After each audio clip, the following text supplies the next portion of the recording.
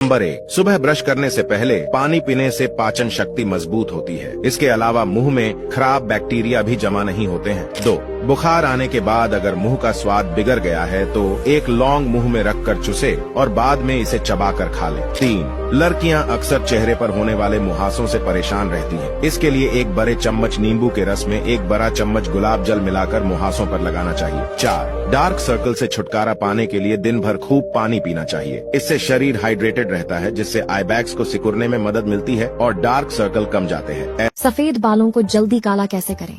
अगर बाल सफेद हो रहे हैं तो एक बाउल में नारियल का तेल लें, उसमें नींबू का रस मिलाएं और इसे अच्छी तरह से स्कैल्प से लेकर बालों में लगाएं। करीब 1 से 2 घंटे तक इसे लगाकर रखें, फिर बालों को धो लें।